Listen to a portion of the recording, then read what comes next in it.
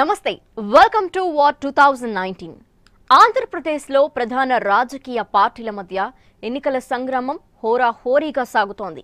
నువ్వా నేనా అన్నట్టు అభ్యర్థులు పోటీ పడుతున్నారు.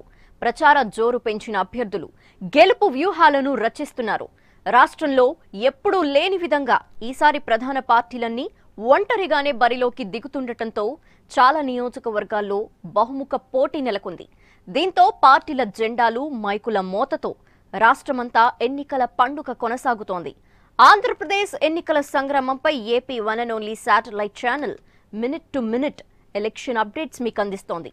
ఈ బులెటిన్లో ప్రకాశం జిల్లాలోని ఒంగోలు నియోజకవర్గంలో పొలిటికల్ ట్రెండ్ను ఇప్పుడు చూద్దాం.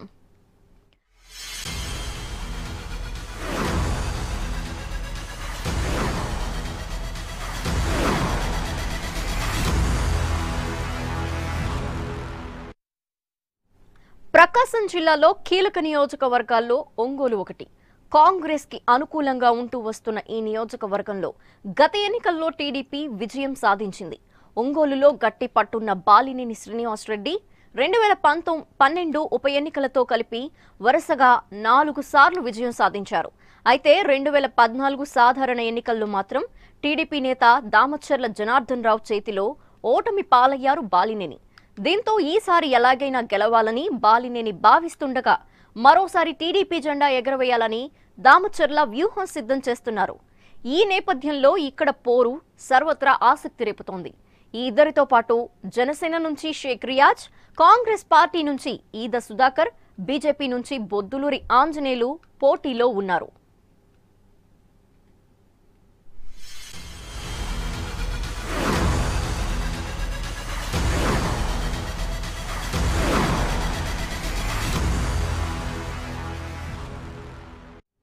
ఇక ఒంగోలులో 2019, 2014లో ఏ పార్టీలు గెలిచాయి, ఆ పార్టీలకు ఉన్న పట్టేంటో ఓసారి చూద్దాం.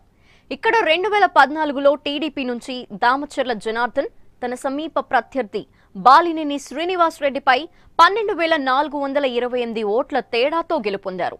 2009లో ఇక్కడ కాంగ్రెస్ అభ్యర్థిగా పోటీ చేసిన బాలినేని శ్రీనివాసరెడ్డి తన సమీప అభ్యర్థి తెలుగుదేశం పార్టీ అభ్యర్థి అయిన ఈదర హరిబాబుపై 22,986 ఓట్ల తేడాతో గెలుపొందారు.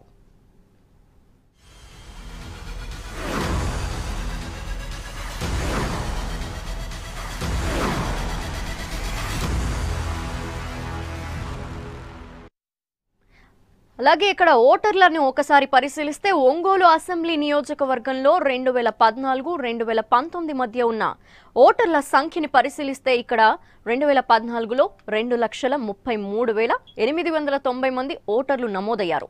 ఓటర్ల సంఖ్య ప్రస్తుతం 2,02,648గా ఉంది. 2014తో పోలిస్తే 31,242 మంది ఓటర్లు తగ్గడం ఇక్కడ పార్టీ అభ్యర్థుల విజయావకాశాలపై తీవ్ర ప్రభావం చూపే అవకాశం ఉంది. ఇక్కడ రెండు పార్టీల మధ్య ప్రధాన పోటీ నెలకొన్న నేపథ్యంలో తగ్గిన ఆ 30,000 ఓటర్ల సంఖ్య ఏ పార్టీకి కొంప ముంచుతుందో కూడా చూడాల్సి ఉంది. ఒంగోలు నియోజకవర్గంలో ఒంగోలు, కొత్తపట్నం మండలాలున్నాయి. ఓటర్లు 2,30,000కు పైగా ఉన్నారు. ఇందులో బీసీ సామాజిక వర్గానికి చెందిన వారు అత్యధికంగా ఉన్నారు. ఆ తర్వాత ఎస్సీ, రెడ్డి, కమ్మ, కాపు, మత్స్యకార ఇతర వర్గాలు కూడా ఉన్నాయి. గెలుపోటములను వీరే నిర్ణయిస్తారు. అయితే ఇక్కడ ఏ ఒక్క సామాజిక వర్గం ఏకపక్షంగా ఆధిపత్యం చూపే పరిస్థితి లేదు. అందువలన అభ్యర్థులు అందరి ప్రాపకం పొందాల్సిందే. గత కొన్ని ఎన్నికలను గమనిస్తే ఇక్కడ కాపు, రెడ్డి అభ్యర్థులు విజయం సాధించారు.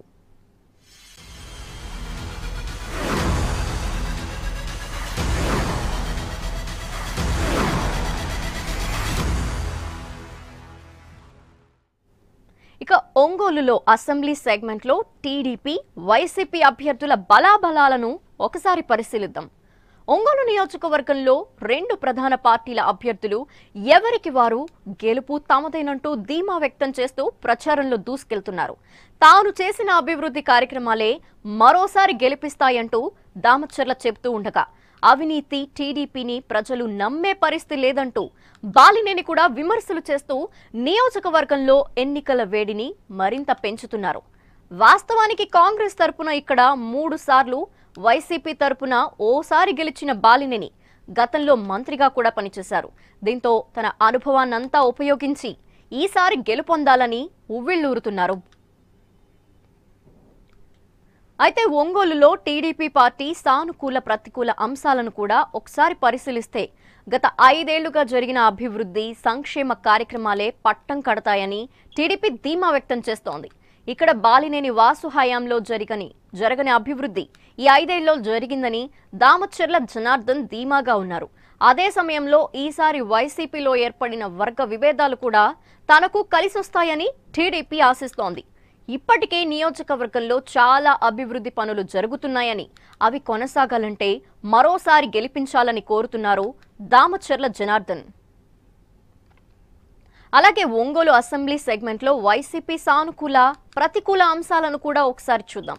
కాంగ్రెస్ కి పట్టున్న ఒంగోలులో మారిన రాజకీయ పరిస్థితుల వలన ఆ పార్టీ పట్టు కోల్పోయింది. ఆ స్థానంలో వైసీపీ వచ్చి చేరింది. కాంగ్రెస్ ఓటు బ్యాంక్ మొత్తం వైసీపీ ఖాతాలో చేరిపోయింది.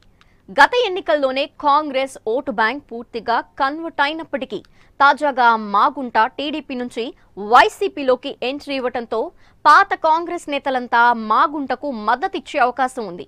వరుసగా 4 సార్లు గెలిచిన బాలినేని గత ఎన్నికల్లో ఓటమి చెందటం జీర్ణించుకోలేకపోతున్నారు. దీనితో పూర్వ వైభవం సాధించాలని పట్టుదలగా ఉన్నారు. గతంలో తాను మంత్రిగా నియోజకవర్గానికి చేసిన అభివృద్ధిని చూపి మరోసారి తనను గెలిపించాలని, ఈసారి జగన్ సీఎం అయితే తాను మంత్రి అవుతానని, నియోజకవర్గ స్వరూపం మార్చేస్తానంటూ హామీ ఇస్తున్నారు. వైవి సుబ్బారెడ్డి వర్గం సైలెంట్ కావటం కూడా బాలినేనికి కొంత ప్రతికూల అంశంగా కానుంది.